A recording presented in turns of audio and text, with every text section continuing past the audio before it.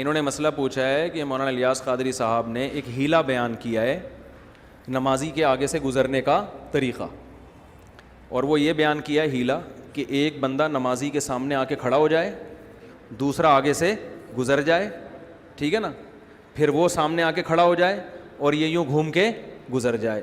تو وہ ہیلا انہوں نے بیان کیا, اس پہ لوگوں نے بہت مذاق اڑایا ہے, لیکن یہ ہیلا بالکل درست ہے, صحیح ہے نا. ہر چیز جب تک آپ کو علم نہ ہو نا, خام خواہ میں مذاق نہیں اڑانا چاہیے. یہ ہیلا بالکل درست ہے. جو لوگ مذاق اڑا رہے ہیں ان کے پاس علم نہیں ہے. شریعت میں ہیلے اور تدبیروں کی دو قسمیں ہیں. ایک وہ ہیلے جو بنی اسرائیل کے ہیلے تھے کہ اس سے حرام کو کیا کیا جا رہا ہے, حلال, کہ ہفتے کے دن شکار منع ہے تو انہوں نے کہا جال لگا لو, اتوار کو کریں گے, تو وہ شکار تو ہو گیا نا ہفتے کو, مچھلیاں تو پھنس گئیں جال میں. اور ایک ہیلا وہ ہوتا ہے جو ناجائز سے بچنے کے لیے ہوتا ہے کہ آپ کا کام بھی ہو جائے لیکن طریقہ ایسا ہو جو ناجائز نہ ہو. جیسے نبی صلی اللہ علیہ وسلم نے حضرت بلال کو فرمایا, حضرت بلال نے کیا کیا, جو تر کھجوریں تھیں وہ فروخت کی, اچھی کھجوریں, اور اس کے بدلے میں خراب کھجوریں لے لیں زیادہ, یا اس کے بالعکس ہوا تھا معاملہ, یہ ہوا تھا, یا خراب کھجوریں دی اور تر لے لیں, مجھے پورا واقعہ یاد نہیں ہے, لیکن اس طرح کیا کہ ایک طرف اچھی کھجوریں تھیں, ان کے بدلے میں خرید و فروخت کا معاملہ ہوا خراب کھجوروں کا, تو خراب کھجوریں زیادہ آ گئیں اور تر کھجوریں کم.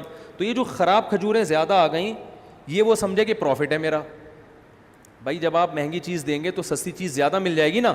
تو نبی صلی اللہ علیہ وسلم نے فرمایا ہوا عین الربا, یہ تو خالص سود ہے.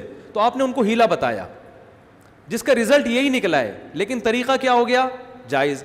وہ کیا ہیلا بتایا کہ یہ اچھی کھجوریں بازار میں فروخت کرو, کچھ پیسے آئیں گے, ان پیسوں سے خراب کھجوریں لے لو, وہ اتنی مقدار میں زیادہ آئیں گی. تو رزلٹ تو وہی نکلا نا, لیکن پہلے سود کے طریقے پر تھا, اب تجارت کے طریقے پر ہو گیا. اب یہ ایسی تجارت ہے جس میں سود نہیں ہے, کیونکہ مارکیٹ میں اچھی کھجوریں مہنگی بکتی ہیں, زیادہ پیسے آئیں گے, ان زیادہ پیسوں سے آپ زیادہ پرانی کھجوریں زیادہ لے سکتے ہیں. سمجھ میں آ رہی ہے بات؟ تو نمازی کے آگے سے گزرنا منع ہے. اگر کوئی پہلے سے کھڑا ہوا ہو اس کا وہاں سے ہٹنا منع نہیں ہے. صبح شام لوگ یہ کام کر رہے ہوتے ہیں کہ آپ جب نماز پڑھ رہے ہیں سامنے بندہ بیٹھا ہوتا ہے تو سب علماء کہتے ہیں اس کے لیے وہاں سے اٹھ کے جانا جائز ہے. ایسا ہوتا ہے نا, ایک آدمی آپ کے پیچھے سنتیں پڑھ رہا ہے, آپ وہاں سے اٹھ کے کیا کرتے ہو, چلے جاتے ہو. تو منع نمازی کے سامنے سے ہٹنا نہیں ہے, منع کیا ہے, گزرنا. گزرنا اسے کہتے ہیں کہ ایک طرف سے آؤ اور دوسری طرف سے نکلو. تو اب وہ جو الیاس قادری صاحب نے ہیلا بتایا ہے وہ فقہا نے بیان کیا اور بالکل درست بیان کیا ہے کہ آپ گزرنے کے عمل سے بھی بچ جاؤ گے لیکن آپ دوسری طرف چلے بھی جاؤ گے, کیونکہ سترا اگر کوئی آڑ سامنے ہو تو پھر نمازی کے آگے سے گزرنا منع نہیں ہے. تو اس کا یہی تدبیر ہے, یہی طریقہ ہے کہ آپ کو اگر کہیں جانا ہے اور آپ نمازی کے آگے سے گزرنا چاہتے ہیں تو ایک آدمی نمازی کے آگے کھڑا ہو جائے, یہاں گزرنے کا عمل نہیں ہوا, یہ سترے کا کام دے گا, دوسرا وہاں سے کیا کرے, گزر جائے. اب جب یہ گزر جائے گا تو اس کا گزرنا کیا ہو گیا, جائز. یہ واپس نہیں ہٹ سکتا کیونکہ یہ یہاں سے آیا ہے, یہاں سے آ کے اگر ادھر جائے گا تو اس کا عمل بھی کیا کہلائے گا, گزرنا. یہ کیا کرے گا, وہ والا نمازی, وہ والا بندہ جو اس کے آگے سے گزر کے گیا ہے وہ اس نمازی کے سامنے آ کے کھڑا ہو جائے. نمازی کے سامنے آ کے کھڑے ہونے کے ناجائز ہونے کی کوئی دلیل نہیں ہے, اس طرف رخ کر کے کھڑا ہو جائے نا, کوئی دلیل نہیں ہے. اب وہ بندہ کیا کرے گا, جہاں سے آ کے کھڑا ہوا تھا واپس وہیں جائے اور یہاں سے آگے آ کے گزر جائے. تو اس گزرنے کے بھی ناجائز ہونے کی کوئی دلیل نہیں ہے کیونکہ یہ سامنے کیا ہے, سترا ہے.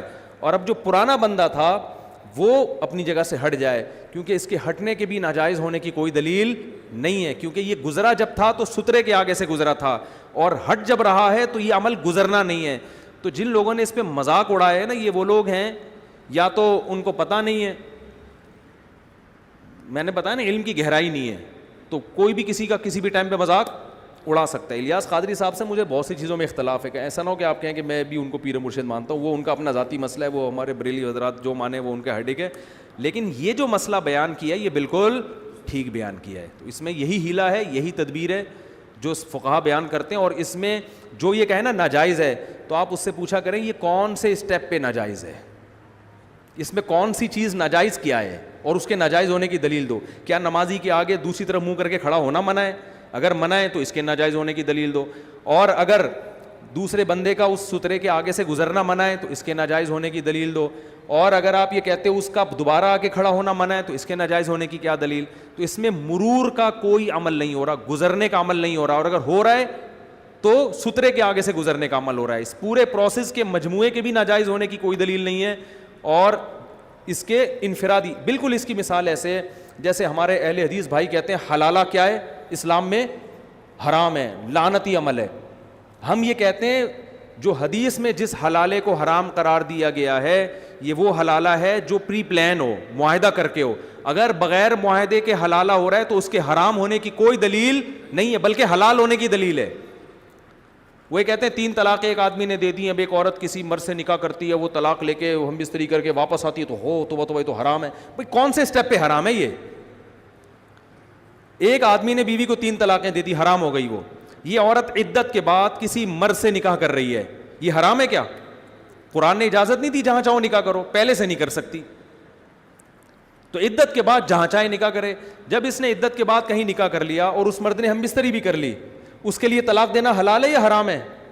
جائز ہے بالکل, بلا وجہ طلاق اچھی چیز نہیں ہے, لیکن کسی وجہ سے دینا بالکل جائز ہے. اور وجہ میں یہ بھی ہو سکتی ہے کہ بھائی یہ میرے ساتھ رہنا نہیں چاہتی, بلکہ اس کے بچے ہیں پہلے شوہر سے, لہذا یہ اس کے ساتھ رہنا چاہتی ہے. اس بیس پہ بھی اگر کوئی طلاق دیتا ہے تو طلاق اگر کسی معقول وجہ سے دی جائے تو اس کے ناجائز ہونے کی آپ کے پاس کیا دلیل ہے؟ ایک صحابی کی 2 بیویاں تھیں. عبد الرحمن ابن عوف جب ہجرت کر کے گئے, اجنبی تھے, ان کو کوئی عورت نکاح کے لیے نہیں مل رہی. ان صحابی نے عرض کیا کہ ان صحابی نے فرمایا کہ میری 2 بیویاں ہیں, آپ کو نکاح کے لیے کوئی عورت نہیں مل رہی ہے, میں اپنی ایک بیوی کو طلاق دے دوں گا, آپ عدت کے بعد اس سے نکاح کر لیں. بات آ رہی ہے سمجھ میں؟ یہ انصار صحابی تھے. تو عبد الرحمن ابن عوف رضی اللہ عنہ, انہوں نے فرمایا کہ نہیں, اس کی ضرورت نہیں ہے. کچھ دنوں میں ان کو رشتہ مل گیا. تو نبی نے تو یہ نہیں کہا. ایک صحابیہ, بخاری مسلم کی حدیث ہے, نبی صلی اللہ علیہ وسلم کے پاس آئیں کہ میرے شوہر نے 3 طلاقیں دی تھی, میں نے فلاں سے نکاح کیا لیکن وہ ہم بستری پر قدرت نہیں رکھتے اور میں پہلے شوہر کے پاس جانا چاہتی ہوں, کہ تو کیا میں طلاق لے کے جا سکتی ہوں؟ آپ نے فرمایا نہیں, جب تک وہ ہم بستری نہیں کر لیتا آپ پہلے کے لیے حلال نہیں ہو. تو ان صحابیہ نے جو یہ کہا تھا کہ میں طلاق لے کے کہاں جانا چاہتی ہوں؟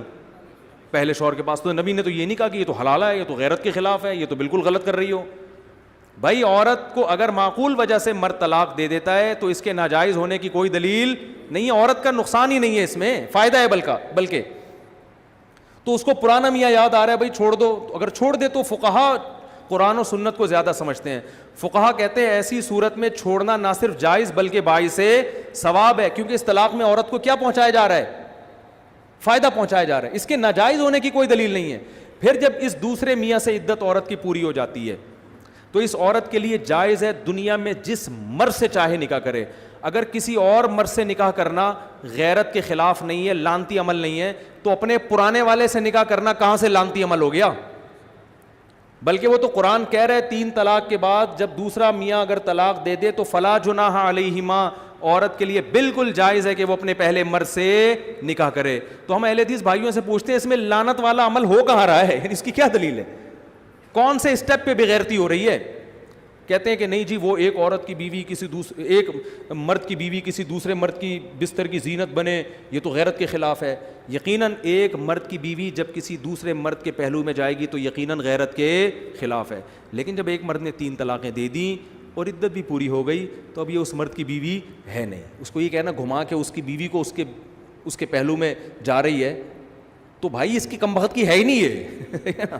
جہاں چاہے جائے, یہ اس کی تھوڑی ہے, یہ جس مرد سے چاہے نکاح کرے گی, اس میں کون سا غیرت کے خلاف ہے؟ تو جب وہ چلی گئی اس کے پاس, اس کی بیوی ہے ابھی ہے, اب اس کے پاس نہ جانا تو غیرت کے خلاف ہے, جانا غیرت کے خلاف نہیں ہے. پھر اس کی مرضی رکھے یا چھوڑے. اگر وہ چھوڑ دیتا ہے, کسی بھی وجہ سے چھوڑ دیتا ہے, بعض دفعہ بد اخلاقی وجہ ہوتی ہے, بعض دفعہ وجہ ہوتی ہے بھائی یہ جوڑ کی شادی نہیں ہے میں ٹینشن میں آ گیا ہوں, بعض دفعہ یہ بھی وجہ ہو سکتی ہے کہ بھائی اس کے دل میں تو پرانا والا بیٹھا ہوا ہے, یہ تو وہیں جانا چاہتی ہے. آدمی نہیں رکھتا ایسی عورت کو جو کسی اور مرد کو دل میں رکھے ہوئے. آدمی کہتا ہے چھوڑو یار, ایسے موقع پہ چھوڑ دینا بہتر ہوتا ہے. طلاق کے مطالبے پہ بھی چھوڑا جا سکتا ہے. عورت ہو سکتا ہے خود مطالبہ کرے بھائی تو مجھے چھوڑ دے, میں نہیں رہنا چاہتی, تو چھوڑ دے تو اچھی بات ہے. تو اب چھوڑنے میں بھی غیرت کے خلاف نہیں ہے. پھر چھوڑنے کے بعد جب یہ عدت پوری ہو جائے گی تو دنیا میں جس مرد سے بھی نکاح کرے اس میں غیرت کے خلاف کوئی کام نہیں ہے. تو پرانے والے سے نکاح کرنا غیرت کے کہاں خلاف ہے؟ دوسری بات یہ کہ اسلام اس پورے پروسیس پہ عورت کو مجبور تھوڑی کر رہا ہے.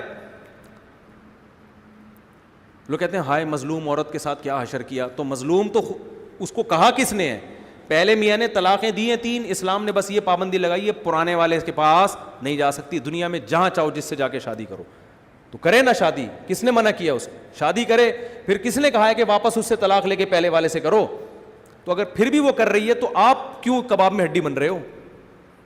اسلام نے اس کو زبردستی تھوڑی کی. اسلام نے کہا نیا مرد تمہاری زندگی میں آ گیا, اسی کے ساتھ ہنسی خوشی زندگی گزارو. اس کو بولا مجھے نہیں طلاق چاہیے, میں رہوں گی تمہارے ساتھ. سمجھ میں آ رہی ہے بات کہ نہیں آ رہی؟ اور اگر یہ چھوڑ دیتا ہے تو اسلام نے پھر بھی نہیں کہا کہ پہلے کے پاس لازمی جاؤ. اسلام نے کہا دنیا میں لاکھوں مرد ہیں, تمہارے پاس آپشن ہے پہلے کے پاس جاؤ یا ان لاکھوں میں سے کسی ایک کے پاس جاؤ. پہلے والے نے تمہیں اکٹھی طلاقیں دی ہیں تو سوچ لو دوبارہ کہیں طلاق کا عمل نہ ہو. تبھی قرآن کہہ رہے پہلے والے کے پاس اس صورت میں جاؤ تمہیں خیال ہو کہ یہ حدود اللہ پر قائم رہے گا, دوبارہ یہ حرکتیں نہیں ہوں گی. اگر خطرہ ہے تو پھر نہ جاؤ. تو اسلام نے جب اس کو آزادی دی ہے تو میں اور آپ غیرت کے نام پہ کون ہوتے ہیں پابندی لگانے والے؟ تو اس لیے جو حدیث میں جس حلالے پر لعنت کی ہے یہ وہ حلالہ ہے جو پری پلان ہوتا ہے. کسی بندے کو کرائے پہ لے کے نا, جیسے کرائے کے بندے کو لے کے اس سے معاہدہ کیا بھائی ہم تیرے سے شادی اس شرط کے ساتھ کر رہے ہیں کہ تو اس سے ہم مستری کے بعد اس کو چھوڑ دے گا, نہیں چھوڑا دے گا ہم تو نہیں چھوڑیں گے. یہ جو ایگریمنٹ ہو رہا ہے یہ بے غیرتی ہے, کیونکہ میاں بیوی کا رشتہ اس طرح کے ایگریمنٹ سے نہیں ہو سکتا. نکاح ہوا ہے تو ہمیشہ کے لیے ہوا ہے, بعد میں اس کی مرضی طلاق دے یا نہ دے. سمجھ میں آ رہی ہے بات کہ نہیں آ رہی ہے؟ تو جیسے ہمارے اہل حدیث بھائی اس جو جائز حلال ہے اس کو بھی بعض دفعہ کہہ دیتے غیرت کے خلاف ہے, حالانکہ اس کی خلاف ہونے کی کوئی دلیل نہیں ہے. تو ایسے ہی بہت سے لوگوں نے اس ہیلے کو کیا کہہ دیا, مذاق اڑایا اس ہیلے کا. یہ تو کچھ بھائی یہ بالکل جائز ہے, اس لیے کہ اس میں شریعت کے حکم کی کہیں بھی خلاف ورزی نہیں ہو رہی. کیوں؟ گزرنے سے منع کیا ہے, وہ بھی سترے کے بغیر, تو بندہ بھی سترا بن سکتا ہے, تو بندے کے آگے سے گزرنا یہ بالکل جائز ہے. تو اگر کہیں جانا ہو کہیں ضروری ہے تو بالکل یہ ہیلہ اختیار کیا جا سکتا ہے, اس میں کوئی گناہ نہیں ہے. سامنے آڑ کھڑی کر کے بھی تو گزرنا جائز ہے نا. اب کوئی کہ یار یہ تو جلدی ہو رہی تھی گزرنا تھا تو لکڑی کھڑی کر کے آگے سے چلے گئے, یہ تو بالکل ناجائز کیا. کیوں ناجائز کیا بھائی؟ لکڑی کھڑی کر کے آگے سے گزرنے پر پابندی ہے ہی نہیں, تو لکڑی ہو یا بندہ ہو بات ایک ہی ہے, اس میں کوئی گناہ نہیں ہے.